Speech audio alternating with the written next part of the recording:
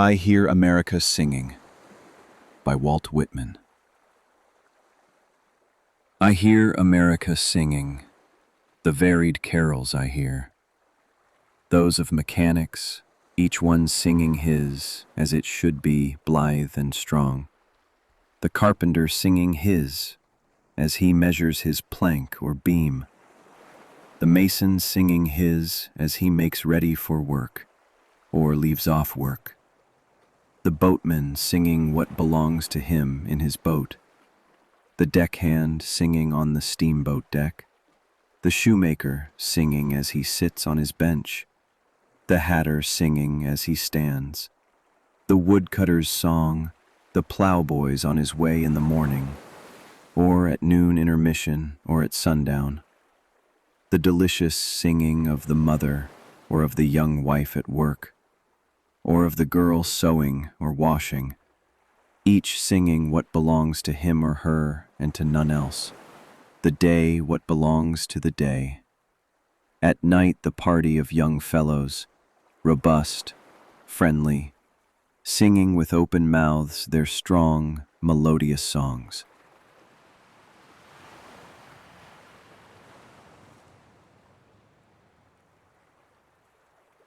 A Noiseless, Patient Spider by Walt Whitman. A noiseless, patient spider, I marked where on a little promontory it stood isolated, marked how to explore the vacant vast surrounding. It launched forth filament, filament, filament, out of itself, ever unreeling them, ever tirelessly speeding them. And you, O my soul, where you stand, surrounded, detached, in measureless oceans of space, ceaselessly musing, venturing, throwing, seeking the spheres to connect them, till the bridge you will need be formed, till the ductile anchor hold, till the gossamer thread you fling, catch, somewhere, O my soul.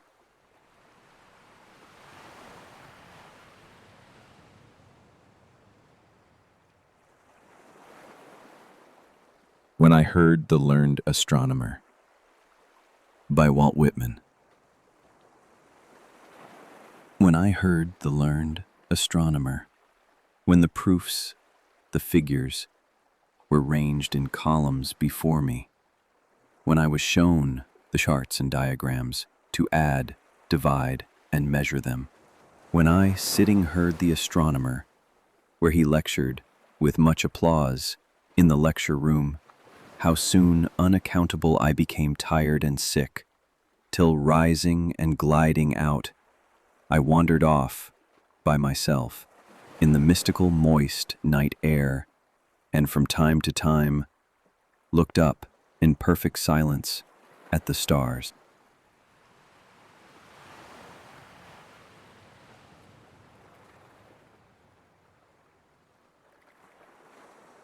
On the Beach at Night Alone by Walt Whitman. On the beach at night alone, as the old mother sways her to and fro, singing her husky song, as I watch the bright stars shining, I think a thought of the clef of the universes and of the future.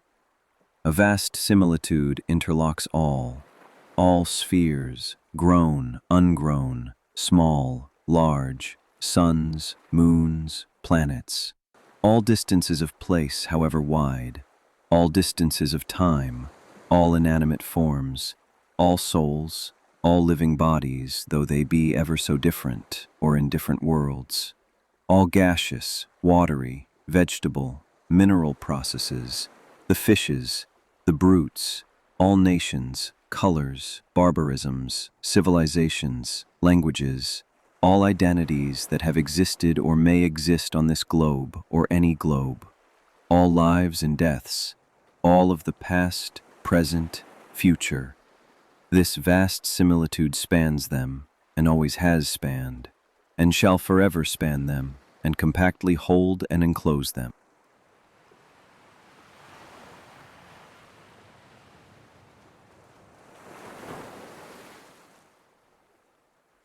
The World Below the Brine by Walt Whitman.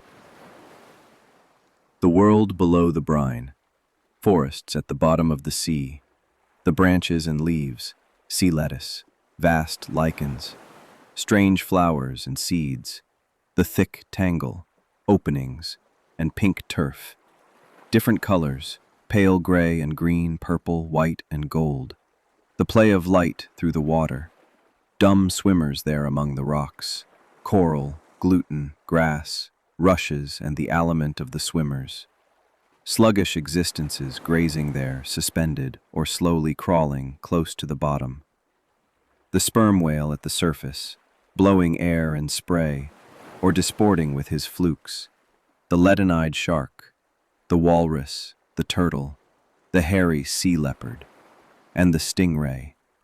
Passions there, wars, pursuits, tribes, sight in those ocean depths, breathing that thick-breathing air, as so many do, the change thence to the sight here, and to the subtle air breathed by beings like us, who walk this sphere, the change onward from ours to that of beings who walk other spheres.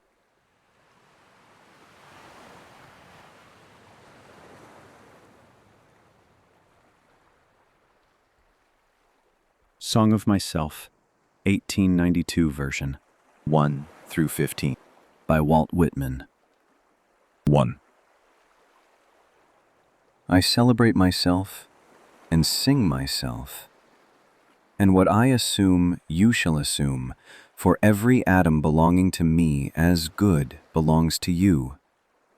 I loaf and invite my soul. I lean and loaf at my ease, observing a spear of summer grass. My tongue, every atom of my blood, formed from this soil, this air, born here of parents, born here from parents the same, and their parents the same, I, now 37 years old in perfect health, begin, hoping to cease not till death. Creeds and schools in abeyance, retiring back a while, sufficed at what they are, but never forgotten, I harbor for good or bad. I permit to speak at every hazard, nature without check, with original energy.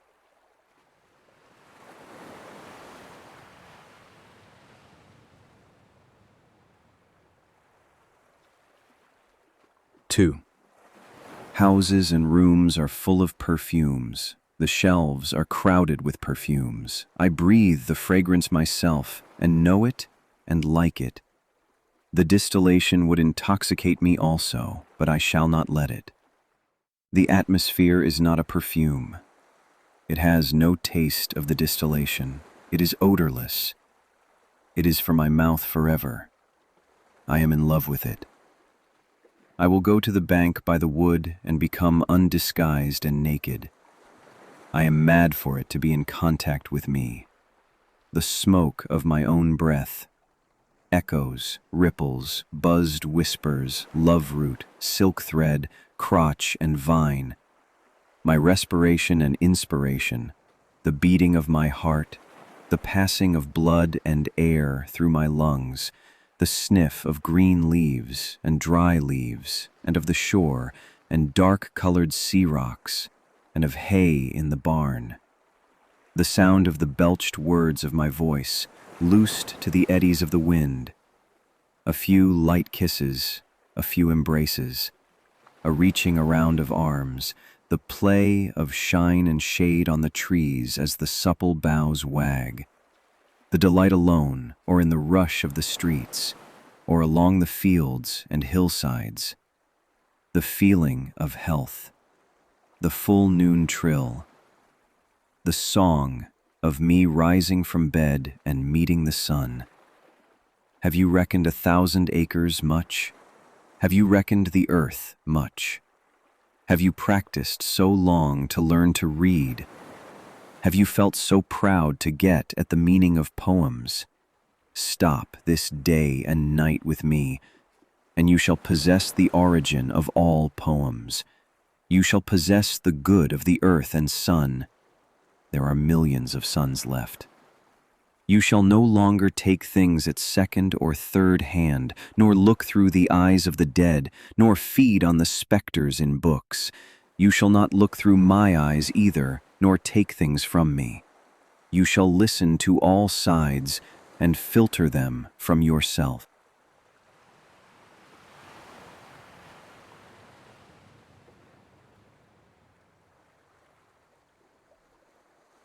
Three. I have heard what the talkers were talking, the talk of the beginning and the end, but I do not talk of the beginning or the end. There was never any more inception than there is now, nor any more youth or age than there is now, and will never be any more perfection than there is now, nor any more heaven or hell than there is now. Urge and urge and urge, always the procreant urge of the world. Out of the dimness, opposite equals advance. Always substance and increase. Always sex. Always a knit of identity. Always distinction. Always a breed of life. To elaborate is no avail. Learned and unlearned feel that it is so. Sure as the most certain shore, plumb in the uprights, well entretide, braced in the beams, stout as a horse, affectionate, haughty, electrical. I and this mystery, here we stand. Clear and sweet is my soul, and clear and sweet is all that is not my soul. Lack one lacks both, and the unseen is proved by the seen, till that becomes unseen and receives proof in its turn. Showing the best and dividing it from the worst, age vexes age, knowing the perfect fitness and equanimity of things. While they discuss, I am silent, and go bathe, and admire myself. Welcome is every organ and attribute of me, and of any man hearty and clean. Not an inch nor a particle of an inch is vile, and none shall be less familiar than the rest. I am satisfied. I see, dance, laugh, sing, as the hugging and loving bedfellow sleeps at my side through the night, and withdraws at the peep of the day with stealthy tread, leaving me baskets covered with white towels, swelling the house with their plenty. Shall I postpone my acceptation and realization and scream at my eyes, that they turn from gazing after and down the road, and forthwith cipher and show me to assent exactly the value of one and exactly the value of two, and which is ahead?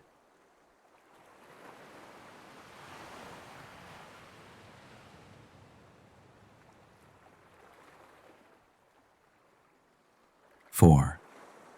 Trippers and askers surround me, people I meet, the effect upon me of my early life, or the ward and city I live in, or the nation, the latest dates, discoveries, inventions, societies, authors, old and new, my dinner, dress, associates, looks, compliments, dues, the real or fancied indifference of some man or woman I love, the sickness of one of my folks or of myself, or ill-doing or loss or lack of money, or depressions or exultations, battles, the horrors of fratricidal war, the fever of doubtful news, the fitful events. These come to me days and nights and go from me again, but they are not the me myself.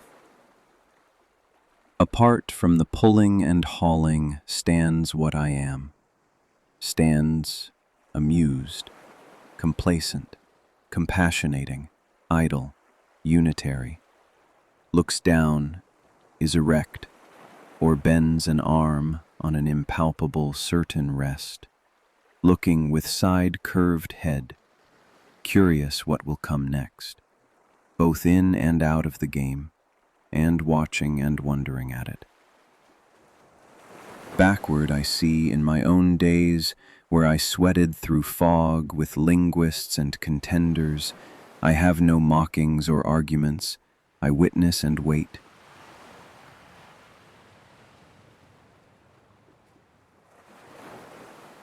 Five. I believe in you, my soul. The other I am must not abase itself to you, and you must not be abased to the other. Loaf with me on the grass. Loose the stop from your throat. Not words, not music or rhyme I want, not custom or lecture, not even the best. Only the lull I like, the hum of your valved voice.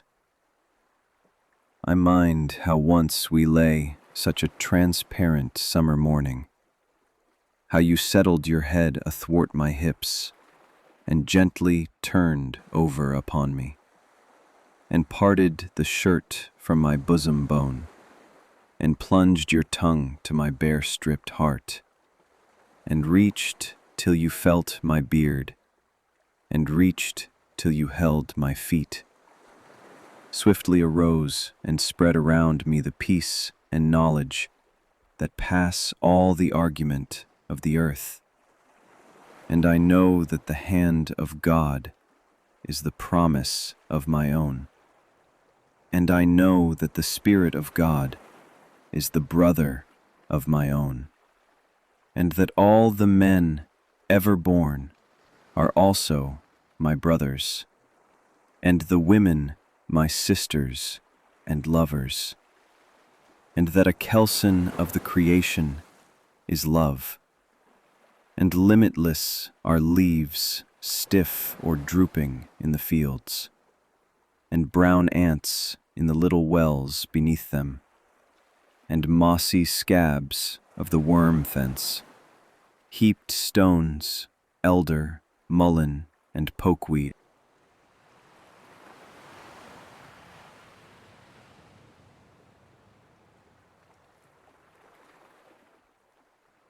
Six. A child said, "What is the grass?"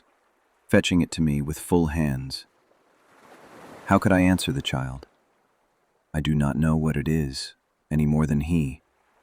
I guess it must be the flag of my disposition, out of hopeful green stuff woven. Or I guess it is the handkerchief of the Lord, a scented gift and remembrancer designedly dropped, bearing the owner's name some way in the corners, that we may see and remark and say, whose? Or I guess the grass is itself a child, the produced babe of the vegetation. Or I guess it is a uniform hieroglyphic, and it means sprouting alike in broad zones and narrow zones, growing among black folks as among white, Canuck, Tuckahoe, Congressman, Cuff. I give them the same, I receive them the same. And now it seems to me the beautiful uncut hair of graves. Tenderly will I use you, curling grass. It may be you transpire from the breasts of young men. It may be, if I had known them, I would have loved them. It may be, you are from old people, or from offspring taken soon out of their mother's laps, and here you are the mother's laps. This grass is very dark, to be from the white heads of old mothers, darker than the colorless beards of old men, dark, to come from under the faint red roofs of mouths. Oh, I perceive after all so many uttering tongues, and I perceive they do not come from the roofs of mouths for nothing. I wish I could translate the hints about the dead young men and women, and the hints about old men and mothers, and the offspring taken soon out of their laps. What do you think has become of the young and old men, and what do you think has become of the women and children? They are alive and well somewhere. The smallest sprout shows there is really no death, and if ever there was, it led forward life, and does not wait at the end to arrest it, and ceased the moment life appeared. All goes onward and outward, nothing collapses, and to die is different from what anyone supposed, and luckier.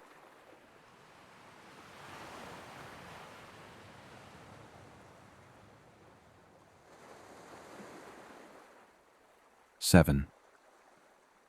Has anyone supposed it lucky to be born? I hasten to inform him or her, it is just as lucky to die, and I know it. I pass death with the dying, and birth with the new-washed babe, and am not contained between my hat and boots, and peruse manifold objects, no two alike, and every one good. The earth good, and the stars good, and their adjuncts all good. I am not an earth, nor an adjunct of an earth. I am the mate and companion of people, all just as immortal and fathomless as myself. They do not know how immortal, but I know. Every kind for itself and its own. For me mine male and female.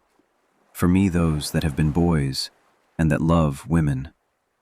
For me the man that is proud and feels how it stings to be slighted. For me the sweetheart and the old maid. For me mothers and the mothers of mothers. For me lips that have smiled, eyes that have shed tears. For me children and the begetters of children. Undrape. You are not guilty to me, nor stale nor discarded. I see through the broadcloth and gingham, whether or no, and am around, tenacious, acquisitive, tireless, and cannot be shaken away.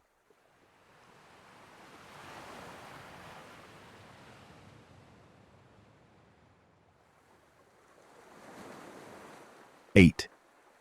The little one sleeps in its cradle. I lift the gauze and look a long time, and silently brush away flies with my hand.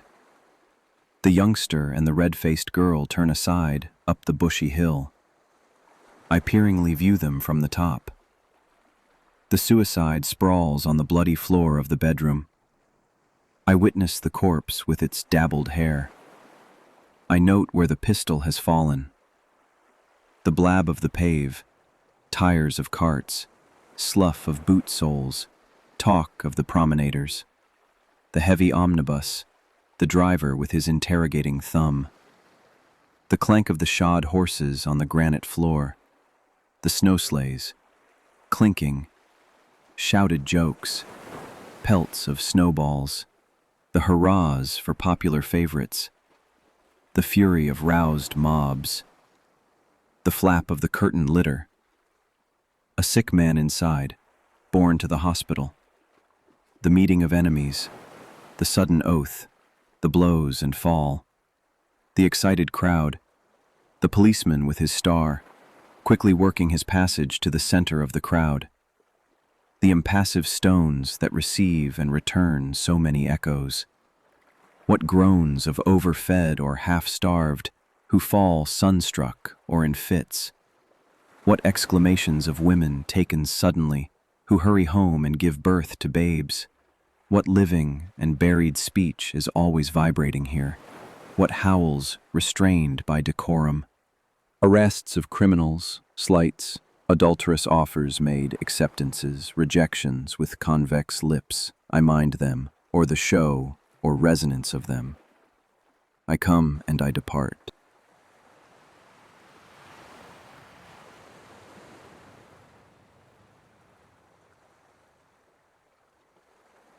9.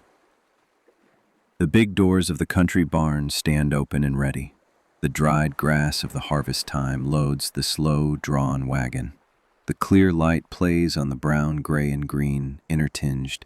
The armfuls are packed to the sagging mow. I am there. I help.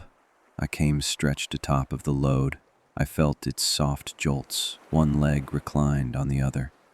I jump from the crossbeams and seize the clover and timothy and roll head over heels and tangle my hair full of wisps.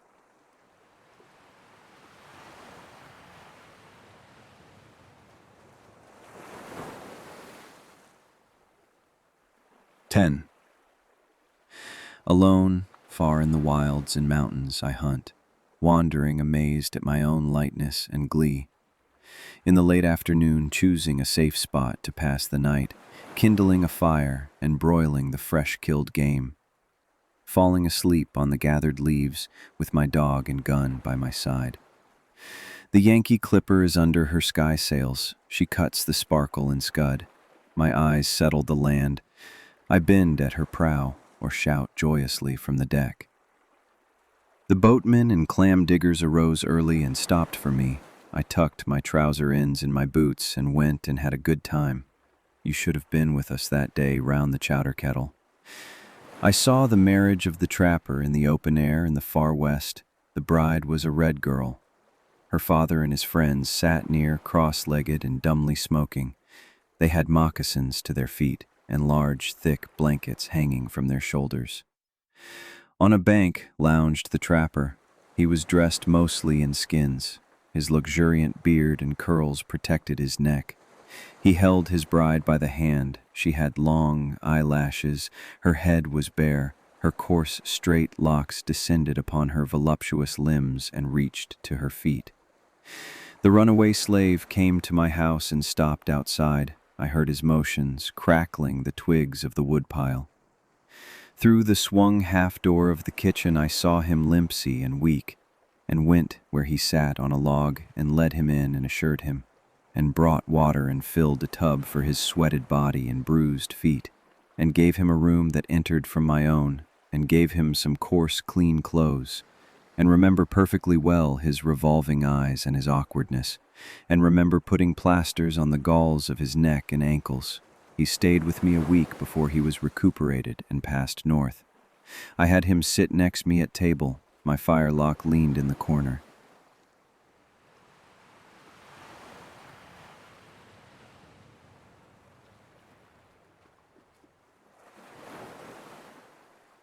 "11. 28 young men bathe by the shore. 28 young men, and all so friendly. 28 years of womanly life, and all so lonesome. She owns the fine house by the rise of the bank. She hides handsome and richly dressed aft the blinds of the window. Which of the young men does she like the best? Ah, the homeliest of them is beautiful to her. Where are you off to, lady? For I see you. You splash in the water there, yet stay stock still in your room. Dancing and laughing along the beach came the 29th bather. The rest did not see her, but she saw them and loved them. The beards of the young men glistened with wet. It ran from their long hair.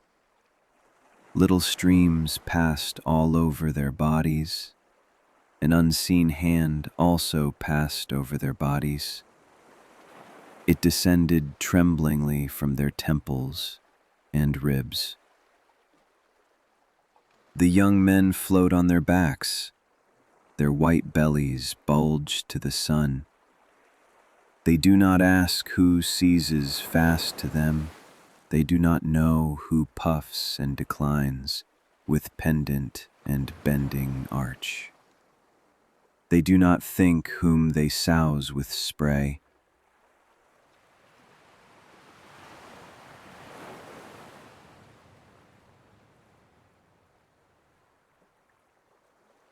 "12. The butcher boy puts off his killing clothes, or sharpens his knife at the stall in the market.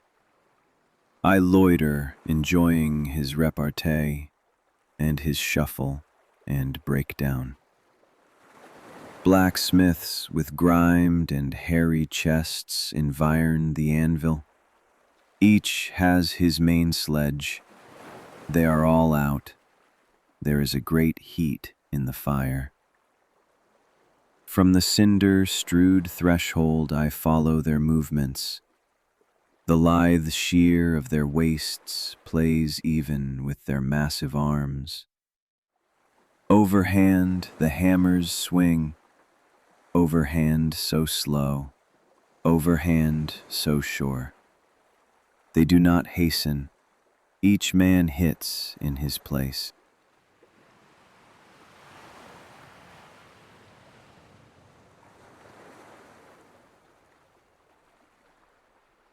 "13. The Negro holds firmly the reins of his 4 horses. The block swags underneath on its tied-over chain. The Negro that drives the long dray of the stoneyard, steady and tall he stands poised on one leg on the string piece. His blue shirt exposes his ample neck and breast, and loosens over his hip band. His glance is calm and commanding. He tosses the slouch of his hat away from his forehead. The sun falls on his crispy hair and mustache, falls on the black of his polished and perfect limbs. I behold the picturesque giant and love him. And I do not stop there. I go with the team also. In me the caresser of life, wherever moving, backward as well as forward slewing. 2 niches aside and junior bending, not a person or object missing, absorbing all to myself. And for this song. Oxen that rattle the yoke and chain or halt in the leafy shade, what is that you express in your eyes? It seems to me more than all the print I have read in my life. My tread scares the wood drake and wood duck on my distant and day-long ramble. They rise together. They slowly circle around. I believe in those winged purposes, and acknowledge red, yellow, white, playing within me, and consider green and violet and the tufted crown intentional, and do not call the tortoise unworthy because she is not something else, and the jay in the woods never studied the gamut, yet trills pretty well to me, and the look of the bay mare shames silliness out of me.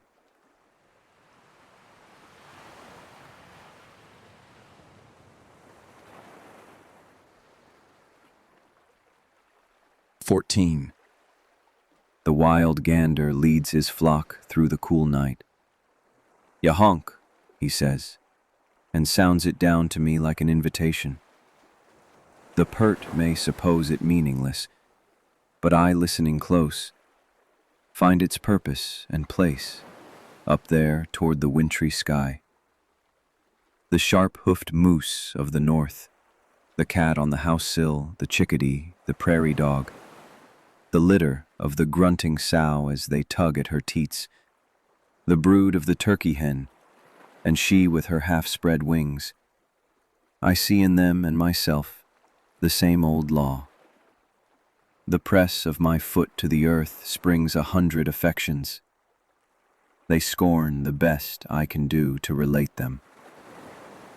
I am enamored of growing outdoors, of men that live among cattle, or taste of the ocean, or woods, of the builders and steerers of ships, and the wielders of axes and mauls, and the drivers of horses.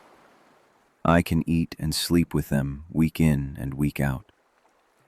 What is commonest, cheapest, nearest, easiest is me. Me going in for my chances, spending for vast returns, adorning myself to bestow myself on the first that will take me, not asking the sky to come down to my goodwill, scattering it freely forever.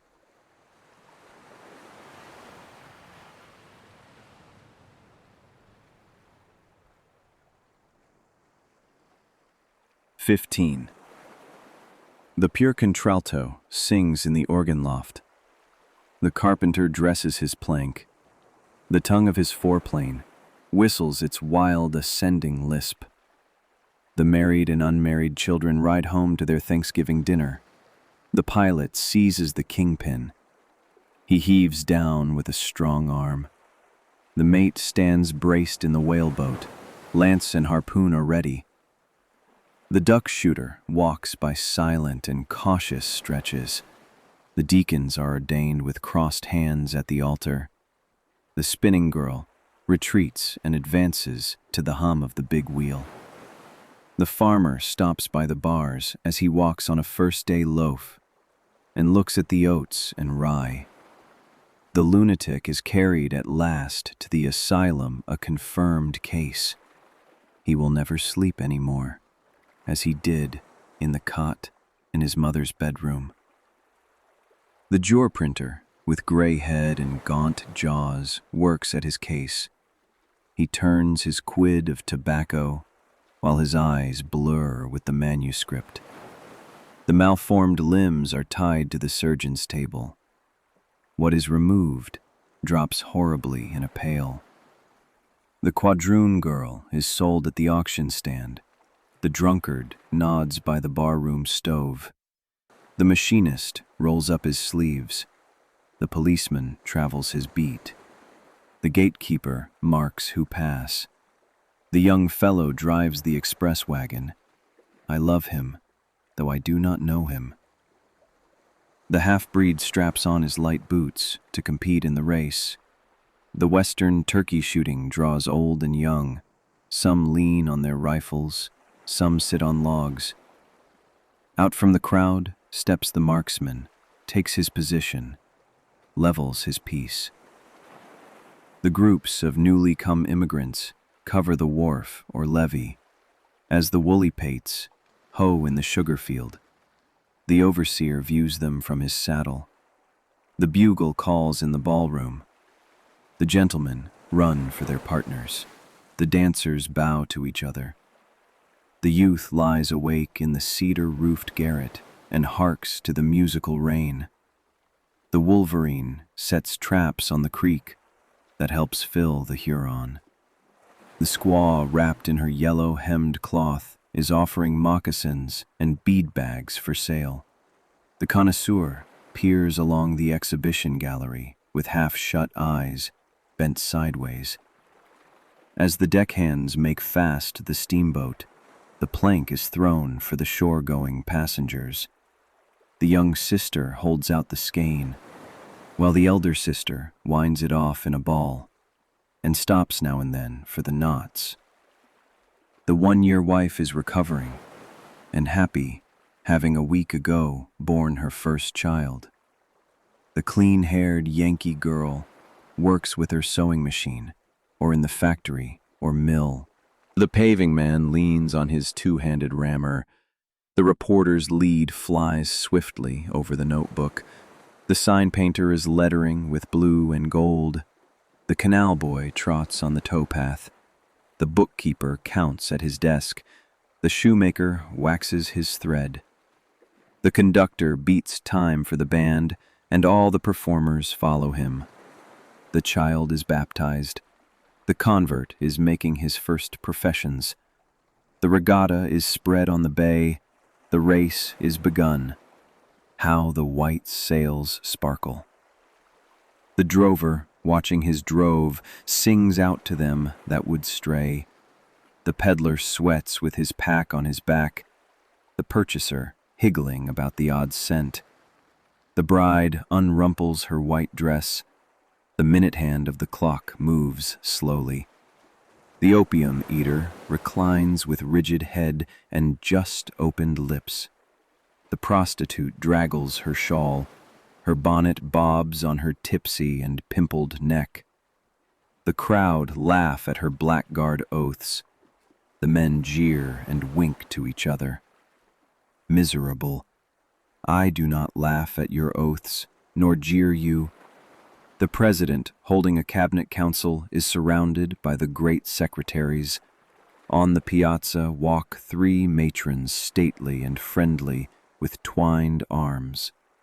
The crew of the fish smack pack repeated layers of halibut in the hold. The Missourian crosses the plains, toting his wares and his cattle.